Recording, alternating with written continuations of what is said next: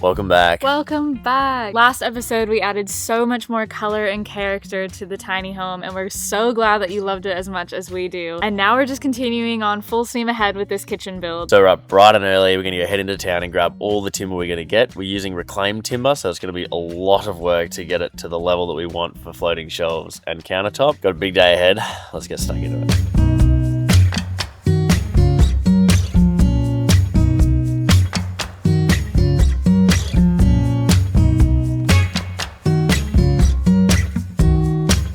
So we've just brought down our 6 massive bits of timber. This is all reclaimed timber from like an old warehouse. I would love for everything to be recycled in our house, but a lot of stuff is impractical. But this time when it comes to the bench, you can make really nice timber benches from just old timber once you give it a bit of love, which is why we have that guy there. We'll get him to thickness nice and flat. We'll then get all the edges nice and square. And then I can start thinking about dividing them up into which countertop it'll be used for, plus it'll also be the same timber for our floating shelves. So ideally, everything's gonna match really nicely and it's still gonna be recycled timber. Before I get stuck into the big stuff, while this is a brand new blade, first thing I ever made for our tiny house, and it still isn't finished because I've needed a planer this whole time. Butcher block chopping board, and these bits of timber are actually from Max's first deck, which is one of the first projects I helped him on before we had the tiny house on the property. He had some leftover offcuts, so I thought I might as well make a butcher block chopping board as a little housewarming for ourselves when it comes. So hopefully it doesn't explode in this, but it'll be nice to get it nice and level and actually oil it up ready in time for our kitchen being ready. Well, I don't hear the sound as I'm reaching out to you. I'm not looking for the fix that I got used to. I get a little, I get a little, I get a little rusty. So won't you spare me some time? Doesn't it destroy your soul like it does mine? When nothing that we do is fine. Every high we get the lie that says the water's turned into wine. Well, I've been twisting out the screws, and I'm not looking for the fix that I got used to. We're done. That was a big day, but we've got all our pieces and they're all nice and flat. It's time for dinner and bed. Another massive day tomorrow. Thank you. Thank you so much. You've been a very good supervisor today. We're done for the day, so let's take off your little uniform. You're free! Woohoo! You're off work! Go run! Yeah! What are you doing?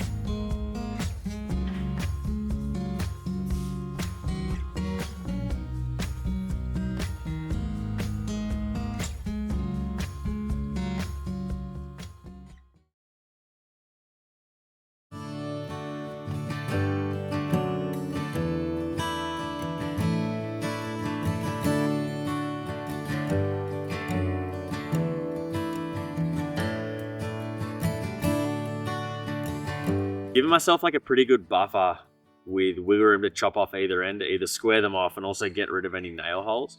But I also want to make sure I'm getting the most consistent grain across the board when it comes time to glue them for the countertop. And then make sure that they're all positioned the right way so I'm getting the best part of the timber for each piece. So these three are going to be the kitchen bench on the sink side. And then I think I'll use this guy for above the window. And then I'll cut this guy into 2 for the little shelves that we have either side of the window. Then I've got the bigger pieces to be able to divvy up for the long side of the bench, which is going to be even more difficult. I think I'm definitely going to have to do with more nail holes, but it comes with the territory of using recycled timber. But I'll be able to fill them and ideally avoid them if possible. Hopefully it all comes together nicely, but they came up so well. Obviously, there's still heaps more sanding to do once they're glued up, because once they are glued, I want to make it so that it's seamless and super duper smooth. So there will be some discrepancies there, so plenty of time on the belt sander, but pretty stoked with how it's all looking.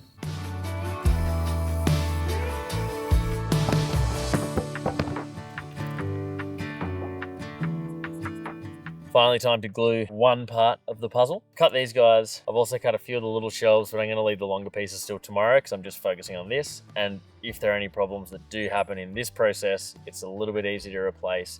The long one's obviously more expensive and a lot more time and effort's gone into them. So hopefully I'll learn something from this process, if anything. And then the next one I'll be able to just apply and it'll be even smoother. It's not supposed to do that. Just gonna be messy.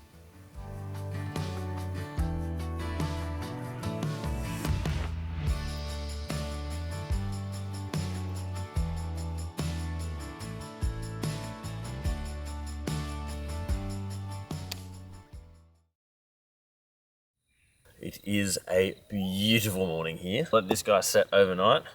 I think looks pretty damn good. I'm not going to do anything with this because I just want to get everything where it needs to be before I start actually like getting it down to thickness even more than I already have. So I'm going to do exactly what I did for these guys, but on the long one. Now, some of you might be wondering about weight limits in tiny homes. And that is a massive consideration. All options that we wanted were going to be quite heavy anyway, but what I'm going to do with this is actually going to make it removable. So when it comes time to transport the tiny house, we will be able to just unscrew from the bottom very easily, remove them from the house for transport, and already we'll be losing a fair bit of weight.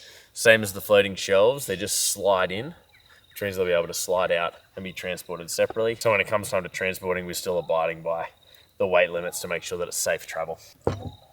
Because these are heavy.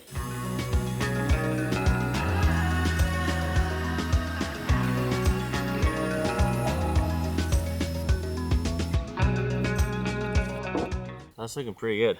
Obviously there's going to still be a fair bit of work on the top and bottom to get it nice and smooth, but that was already going to happen regardless. These beams are so long and so old.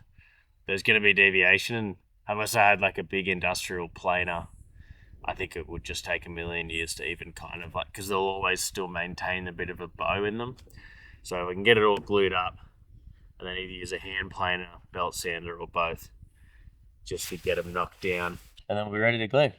That was sick. Ain't my girl bad? Ain't my girl bad?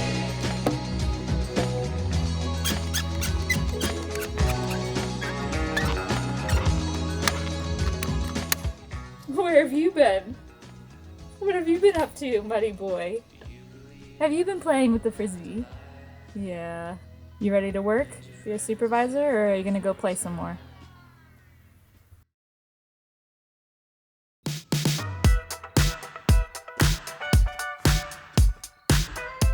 All right, beautiful day. We are getting straight into sanding super early to make the most of this gorgeous weather. Glenn's gonna be sanding the bench tops that he glued yesterday, and I am gonna be sanding these babies. And what about you, Lay? What are you gonna be working on? Supervising? Yeah?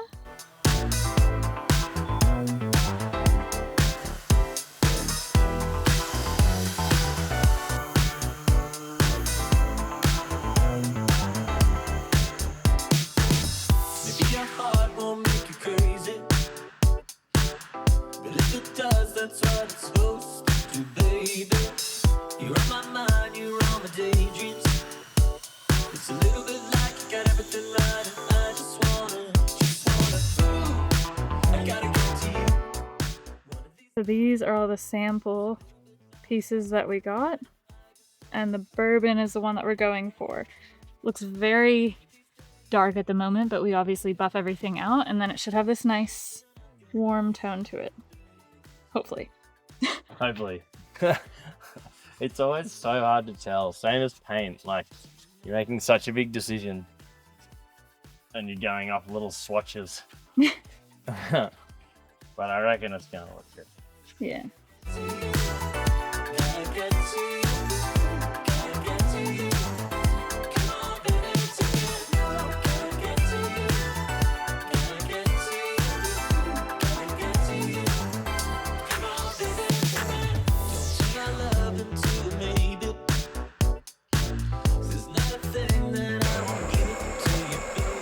Fun fact for my fellow non-Australians. Here in Australia, if you have a break from work, they call it a smoko. So we're gonna have a little smoko, aka coffee, then get back into it. Pretty soon, we're not going to have to move our entire kitchen outside again, and it will be permanent. which will be so nice. We don't have to, not that this is bad, I mean, we might even do it just for fun because it's so lovely out here, but it's going to be nice to not have to move our lives constantly.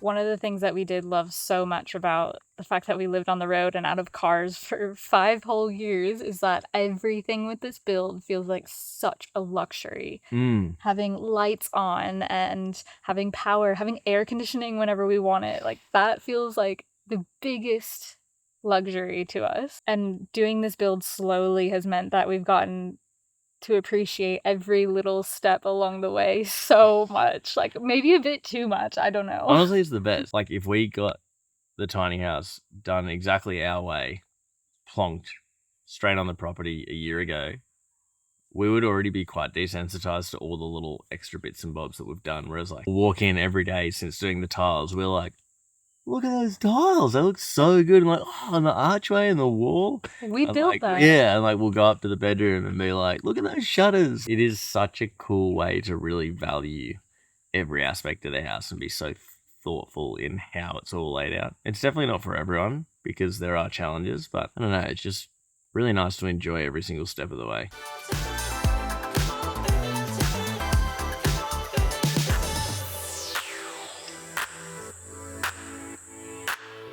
So it's the end of the day. We're stepping back and looking at the pieces that we stained earlier, and we just don't think we like it. No, it's not really doing it. Come look. It kind of just looks like we've just transformed it into an old kitchen all of a sudden. It looks very orange. Kind of like it. Very aged, kind of dirty. This is the same treatment we used for the bedroom shutter doors and bedside table.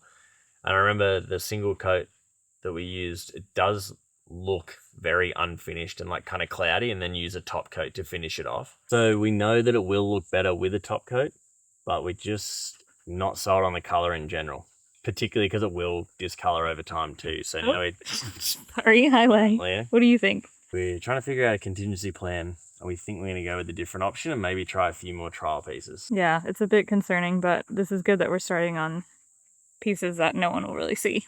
Yeah, and we want them to be darker anyway for inside, but it's all part of doing it yourself, I guess. Yeah, and we got the samples thinking that that would help, but it's just a tiny piece of wood, so... Yeah. All that work and not very stoked. What do you reckon? This has been, I think, the hardest part about this build, and I think any build in general, is that you have to make these massive decisions.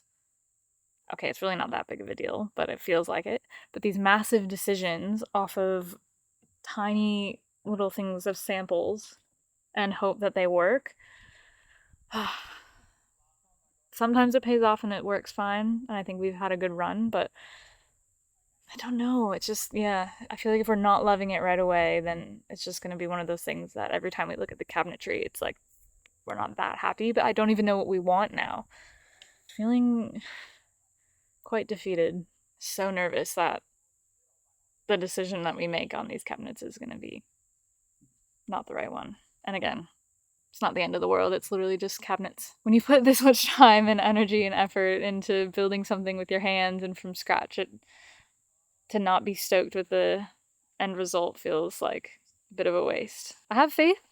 I think we're going to just think it over tonight and see how we feel in the morning about it all. But yeah, I'm pretty defeated right now.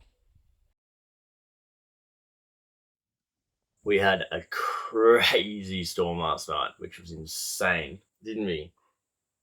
This guy was a little bit nervous. Still kind of super blowy, everything's still kind of wet, so I've moved to tinkering with some stuff inside.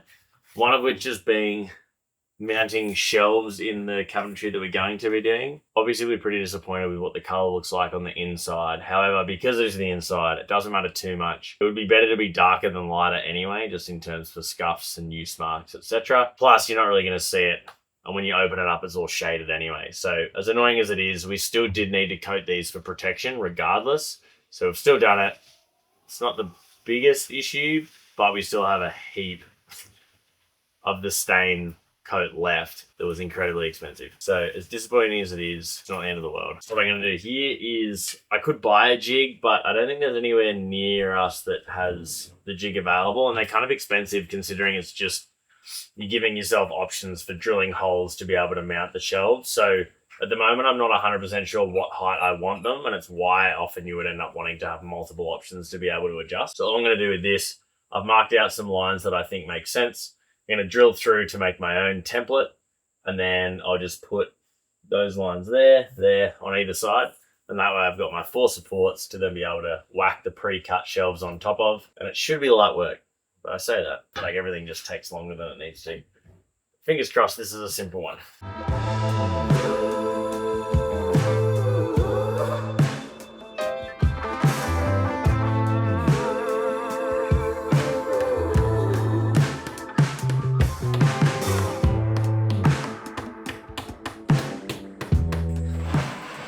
That is snug as a bug in a rug. 2 shelves. Now with things having dried up enough, I'm back on, you guessed it, the kitchen countertops. I'm going to grab our sink, so I'm finally going to be making a cut out of this, which makes me incredibly nervous, but also very excited. I gave it so much, another love lost. You won't be calling me. Seasons change, life will shake us to the ground, yeah. Now I become a seed. Nice. Did it. A new chopping board. Another one. Changing the skin, we look for the spine. Oh, the seasons change. Into the cold, we're digging down deep. Time to want more. Oh, the seasons change. Who's gonna save us? Give the first knock. I won't be doing that. All right, we're back to staining, but this time on our floating shelves. We've got a bit of PTSD from the inside of the kitchen cabinets and also the beams, if you remember way back at the start. It's really hard to add color to timber, so call us foolish maybe, but we did want a really nice dark stain on the countertop and floating shelves. I feel like it's a lot easier to put like a nice dark stain on something than it is to only slightly affect the light colored one and make it just a little bit different, which I think was the issue with the cabinetry. So just going to go all in and hope that we're happy with it. We're not touching the kitchen counters just yet. We're just focusing on the shelves for now because there's a few things we need to tweak on both kitchen counters before we can end up staining. And hopefully we're happy with it. Wow, that's dark. Looks like chocolate. That's the name of it, isn't it? Oh, it is.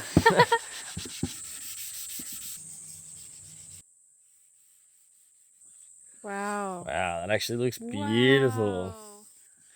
Oh, that's coming up so nice. Is this the first win we've had? Wow, that's nice. When you were putting it on, I was like, it kind of just looks like brown paint, but obviously it's a stain, so wow. Wow, that actually looks beautiful. That's highlighted the grain so nicely. Oh my goodness. Oh, what a relief. I'm so nervous about that. All this time I put into it could be terrible. Oh, it looks beautiful. Wow, Look at the difference. Stunning. What a good feeling.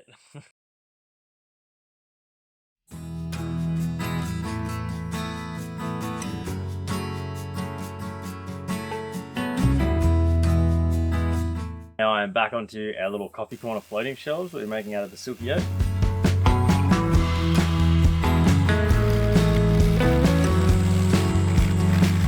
There it is. Roughly sanded. Obviously plenty of work to be done, but as a whole, looks pretty cool. Now time to do the second one. Someday we'll look back at our old photographs. I'm gonna make this last right here with you. And all the roads we went down, setting up in a new town. I'm still hanging around right here with you. And I'll be holding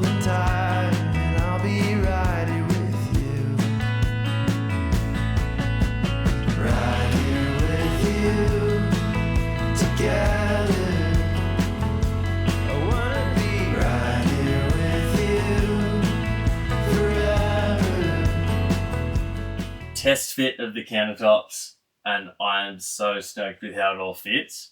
We had a little almost disaster a few days ago, which was incredibly concerning. We should have documented it more, but we sort of went all systems go to try and fix it. We had what's called cupping because of the intense heat that we've had the last week or so, and having no workspace inside. It actually dried out, particularly this little one, but also the big one a little bit. It dried the top quicker than it did the bottom, and it caused what's called cupping, where it starts to swell. I think Kendall has a photo that will pop here somewhere. The countertop literally was like a banana. And I thought after everything that we've done, it's now a waste of time, and I was going to have to just keep sanding away and hope that we could rectify it. But thankfully we managed to fix it by giving it a bit of a spritz with a sprayer, and then just putting a lightly damp towel over the top of it, bringing it inside, and it slowly has lowered down to be as level as we can get it, really, which is a massive relief because I sort of thought everything I'd just done was a big waste of time. Can't believe it. Looks so good. Just need to cut the stovetop hole out of this guy, and we're ready to go. It's coming together. Who's excited?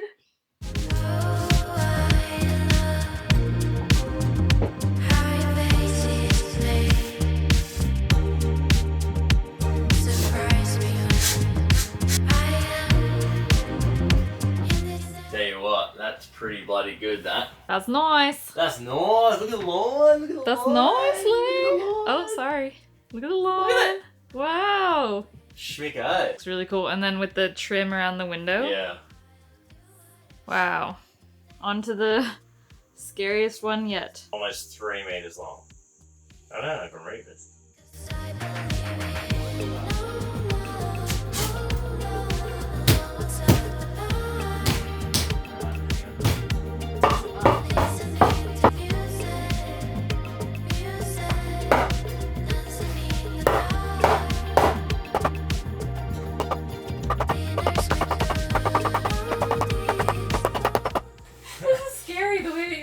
I feel like it's gonna cry.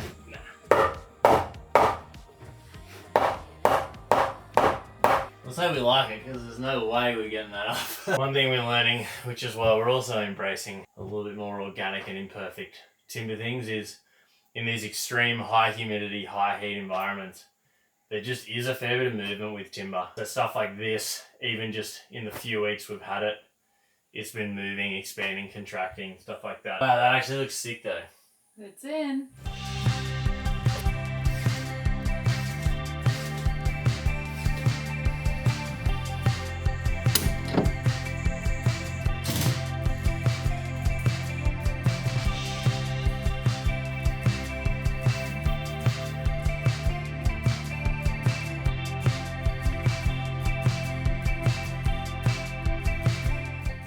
Now it's time to cut the hole for the stovetop, which I'm super nervous about for a number of different reasons. Cutting a hole in anything is always nerve-wracking, but also it leaves us with quite thin bars to stretch over quite a heavy and long distance countertop. So I want to be moving it as minimally as possible once I've cut this hole, which is why I've already stained the underside. I'm really nervous though.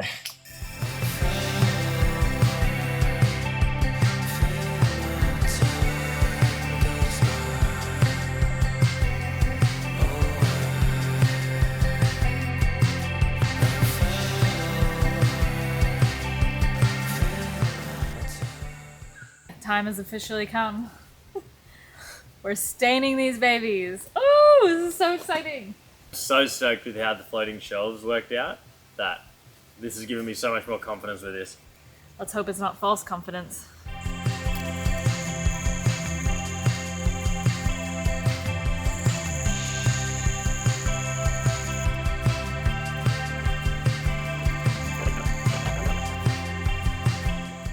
I am so relieved and so stoked with how this looks. It's really hard at the moment in this kind of dappled light, low light. It's very glary to really see the colour, so you're going to have to wait and see once it's actually in situ. Got to let these guys rest for about a day or so before we put a final coat on top. It's going to be for kitchen safe purposes to make sure that obviously for spilling things on or anything like that, it's not toxic, although this is a non-toxic single coat stain / sealer as well. Just have one more coat to go and then we'll be putting them in. I cannot wait.